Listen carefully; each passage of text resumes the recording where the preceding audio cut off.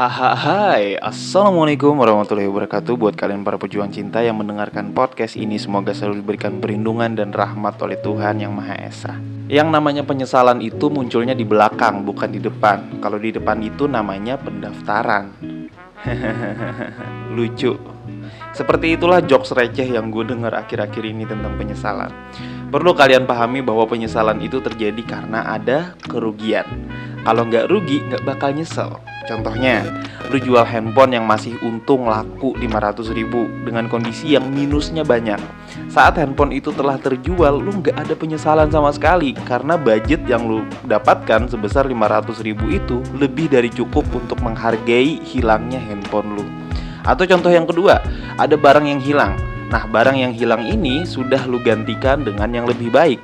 Maka yang hilang itu nggak akan pernah lu sesali lagi kehilangannya.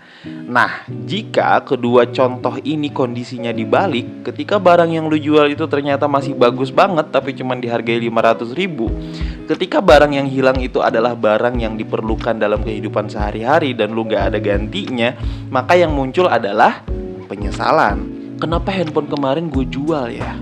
Kenapa gue sembarang banget ya naruh barang itu ya? Akhirnya hilang. Nah, itulah yang dimaksud penyesalan terjadi karena ada yang dirugikan. Bukan masalah penyesalan ada di depan, penyesalan ada di belakang. Enggak gitu. Sampai sini logikanya masuk dong ya. Udah simple banget tuh gue cari contohnya. Nah, kalau udah masuk, sekarang kita ganti variabelnya jadi mantan. Gimana caranya bikin mantan menyesal udah ninggalin kita? Caranya adalah intro dulu lah, enak aja. Logo satelit mau muncul nih. So, mari kita mulai.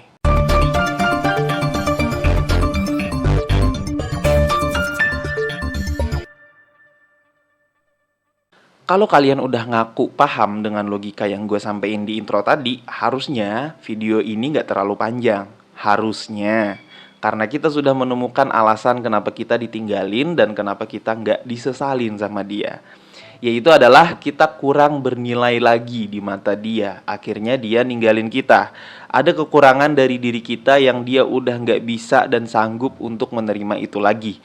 Dan kita gak ada niatan untuk merubah itu misal gitu ya. Dan alasan kenapa dia nggak menyesali itu, tentunya saat dia kehilangan kita, hidup dia ada kemungkinan merasa lebih baik, bro. Dan bahkan ada yang mendapatkan gantinya yang jauh lebih baik. Itulah kenapa dia nggak nyesel, ya. Nah, di thumbnail kan gue tulis tuh, bucin itu bikin tampang kita jelek. Tentu bucin di sini konotasinya seperti yang udah gue sampaikan di video-video sebelumnya ya, bahwa memang bucin itu akan menurunkan value kita sebagai seorang pria. Kenapa? Karena pada saat kita bucin, semua yang kita lakukan tampak berlebihan dan cringe ya, menjijikan. Apapun yang berlebihan itu nggak baik sebenarnya. Kita berlebihan perhatiannya sama dia sampai-sampai kita lupa waktu setiap hari, selalu nanyain dia ada di mana, dia sama siapa dan lain sebagainya. Kita seolah-olah menunjukkan bahwa kita nggak punya waktu selain harus tahu tentang dia setiap harinya. Kita akan menjadi posesif yang berlebihan juga, dan ujung tanduknya biasanya yang bikin hubungan itu rusak adalah terlalu negative thinking. Dia nggak ngerasa ngelakuin apa yang lu tuduhkan, tapi lu ngotot nuduh dia kayak begitu. Itu hasil dari terlalu negative thinking. Dan ini bikin siapapun, entah itu cowok, entah itu cewek, bikin ilfil, jenuh, bosan, dan capek. Perhatian yang terlalu berlebihan bisa aja membuat hubungan harmonis ketika cintanya seimbang satu sama lain. Ingat ya, kalau cintanya seimbang satu sama lain. Tapi kalau misalkan cuman lu cintanya yang terlalu berlebihan sama dia, maka jatuhnya akan menjijikan yang namanya perhatian berlebihan itu. Nah, ini adalah salah satu faktor paling umum ketika ada pasangan yang mau ninggalin kita. Karena dia udah jenuh, karena dia udah bosen, atau karena dia udah gak sayang lagi sama kita. Yang gue sebutin inilah yang paling umum terjadi. Karena sekali lagi, di saat kita bucin, kegantengan kita itu menurun. Lu seganteng apapun, kalau sikap lu ngeselin, ganteng lu bakal menurun dan orang bakal kesel sama lu. Contohnya aja ketika lu nonton sinetron, ada aktor cowok ganteng ya, tapi dia ngeselin banget, pemeran antagonis, sikap dan sifatnya itu buruk dan jahat banget. Kan aktor sinetron itu minimal banget ya, yang dicari kalau nggak ganteng ya cantik. Tapi kalau soal pemeran antagonis dan protagonis tergantung dari dia lebih cocok meranin yang mana. Orang kemarin aja nih, cewek-cewek di Indonesia tuh pada kagum banget sama Rizky Bilar. Akhirnya sekarang benci sama Rizky Bilar. Gara-gara apa? Gara-gara diberitakan membanting istrinya sendiri. Gantengnya Rizky Bilar hilang, tiba-tiba menurun. Nah ini sama bro, ketika lu bucin banget sama pasangan lu, terus memunculkan netting yang berlebihan, hasilnya pasangan lu bakal ilfil ngeliat tuh, seganteng apapun lu. Terus bang, apa kaitannya sama bikin mantan kita nyesel? Lu kayaknya keluar konteks deh. Enggak. Ini enggak keluar konteks, tenang aja. Karena tips yang mau gue bagiin ke kalian adalah, jika ingin membuat mantan menyesal, hilangkan dulu kebucinan itu dalam diri kalian. Ketergantungan dan kebutuhan kalian sama cewek atau mantan kalian ini tuh hilangkan dulu, biar gantengnya kalian itu balik lagi, pesona kalian balik lagi, karisma kalian balik lagi. Kan udah gue bilang tadi, kalau misalkan kita kehilangan barang yang memang udah jelek, ya kita nggak bakal nyesel. Dan dari semua tips yang gue sampein ke kalian, gak ada satupun tips yang gue saranin kalian untuk membuat-buat itu. Karena hal yang dibuat-buat dan terkesan palsu itu hasilnya juga nggak baik, cuman sementara. Maka hilangkan dulu pikiran untuk bikin mantan nyesal. Hilangkan dulu pikiran nih, bikin mantan nyesel tuh hilangin. Fokuslah untuk memperbaiki diri, kembalilah menjadi seorang pria sejati yang berkualitas tentunya. Dan tunjukkan kepada semua orang, bukan hanya mantan lu, bahwa lu adalah pria yang patut untuk diperhitungkan. Ini adalah cara yang efektif dari semua tips dan cara-cara bikin mantan nyesel. Kita nggak kepake tuh cara-cara kayak ngasih lihat ke dia bahwa kita bisa move on, ngasih lihat ke dia bahwa kita dapat cewek yang lebih cantik lah, atau kita pamerin kegiatan kita di sosial media biar dia nyesel ninggalin kita, kayak gitulah ya. Atau kita coba deketin teman-teman dia yang cewek agar teman-temannya juga suka sama kita, biar bisa balas dendam ke dia lah gitu ya. No. Kita nggak pakai cara itu. Gue langsung tergelitik, langsung ketawa loh. Pejuang cinta yang ada di satelit cinta, revenge-nya atau balas dendamnya itu harus berkualitas, harus yang elegan. Paham ya?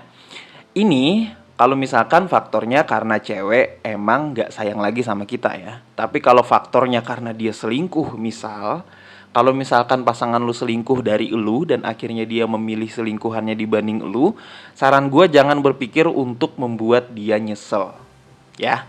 Karena bahkan wanita yang tipenya seperti ini gak pantas sedikit pun dapat perhatian dari kita. Apalagi berpikir untuk membalas dendam sama dia. Anggap aja gak ada. Anggap aja dia gak pernah jadi mantan lu. Karena apa? Karena lu bisa cari di artikel manapun dan studinya juga banyak. Lu bisa baca sendiri di Google bahwa orang yang berselingkuh itu, sekali dia selingkuh dia akan terus mengulanginya karena dia itu kecanduan. Dan selingkuh adalah kesalahan fatal yang gak bisa kita toleransi, harusnya gitu. Jadi intinya cara membuat mantan kita menyesal adalah berhenti untuk berpikir bikin dia nyesel. Tapi berpikirlah untuk membuktikan ke diri sendiri bahwa lu gak seperti yang dia pikirkan. Berpikirlah bahwa gue bisa lebih baik dari ini. Berpikirlah bahwa lu pasti bisa dapetin yang lebih baik daripada mantan lu. Dengan cara lu introspeksi diri sendiri dan memperbaiki diri sendiri, memperbaiki kekurangan juga. Dan itu lu udah berpuluh-puluh langkah tuh di depan dia. Beda ceritanya kalau energi pikiran lu habiskan buat mikirin gimana caranya bikin dia nyesel. Maka lu akan stuck di situ-situ aja sama kayak dia. Makanya yang di narasi awal tuh, yang gue tampilin adalah kekurangan kita sebagai pasangan ketika pasangan ninggalin kita. Gue gak menghadirkan kejelekan pasangan di narasi awal, enggak. Tujuannya itu biar kita bisa introspeksi diri kita sendiri agar kita bisa lebih berkembang. Terlalu fokus dengan kekurangan orang itu bikin kita stuck di situ-situ aja. Paham ya? Terus cara yang kedua adalah terima. Ya, simple banget caranya ya, terima. Tapi susah dilakuin. Kenapa? Padahal ini adalah tips paling ampuh dan efektif kalau bagi gua. Gue gak peduli lu mau alasan masih sayang lah sama dia, susah lah buat ngelupain dia, masih cinta lah sama dia, atau alasan sebaliknya. Gue bukannya gak terima bro, tapi gue gak suka aja kalau ngelihat dia bahagia dengan pasangan barunya. Gue bukannya gak terima bro, justru gue pengen nunjukin kalau keputusan dia itu salah. Gue gak peduli sama alasan itu. Lu harus jujur ke diri lu sendiri. Ambisi yang gue lakuin sekarang ini, apakah ini karena cinta atau karena gue gak terima? Lu sejatinya paham ketika dia ninggalin lu, berarti dia udah gak sayang sama lu. Udah gak sayang lagi. Dan dia udah ngerasa gak cocok sama lu. Selesai. Lu harus akuin balas dendam yang lu lakukan itu adalah bentuk rasa ketidakterimaan diri lu terhadap keadaan. Maka kuncinya adalah lu harus terima dulu keadaan yang sebenarnya. Lu harus buka mata lu dulu, bro. Lu harus melek lebar-lebar bahwa keadaannya sekarang gue ditinggalin loh sama dia. Dialah yang rugi dan gue akan terus berusaha menjadi lebih baik. Alasan-alasan yang lu sebutin tadi itu gak mempan sama gua. Gue tetap bilang bahwa lu masih gak terima ketika diputusin. Dan lu harus sadar ini bisa saja terjadi di semua orang. Bahkan lu sendiri juga bisa ngelakuin hal yang sama. Ketika lu udah bener-bener gak suka lagi, lu udah gak sayang lagi, dianya udah berubah, dianya udah mulai bikin lu ilfeel terus tiap harinya, lama-kelamaan juga bakal sama, lu bakal ninggalin pasangan yang menurut lu itu hanya jadi toksik buat kehidupan lu. Iya kan? Beda ceritanya yang udah nikah ya, yang mereka terikat oleh komitmen dan tanggung jawab. Ketika mau bercerai banyak banget hal yang harus dipikirin dan dipertimbangkan, dan itu harus dipertimbangkan berpuluh-puluh kali untuk mengambil keputusan berpisah.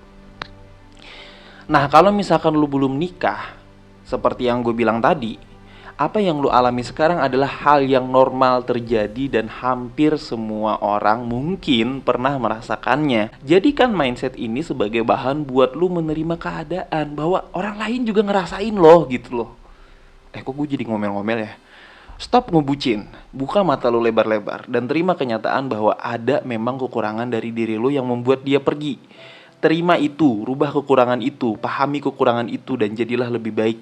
Maka ini bukanlah tips yang dibuat-buat, tapi secara otomatis dia akan menyesal dengan sendirinya. Paham ya? Jadi quotes terakhir dalam video kali ini adalah, tidak ada yang tahu kekurangan dari mobil bekas kecuali si pemilik sebelumnya. Maka ketika mobil bekas itu terlihat bagus dipakai oleh orang lain, bisa saja menjadi penyesalan atau malah sebaliknya. Mantan pemilik bersyukur dan bahagia karena mobilnya dirawat dengan baik oleh orang yang tepat. Semangat para pejuang cinta, tidak ada unsur provokasi dan merendahkan gender tertentu. Semua narasi dan statement dalam video ini bersifat substansial dan kondisional. Ini keselak nih, gak ada minum.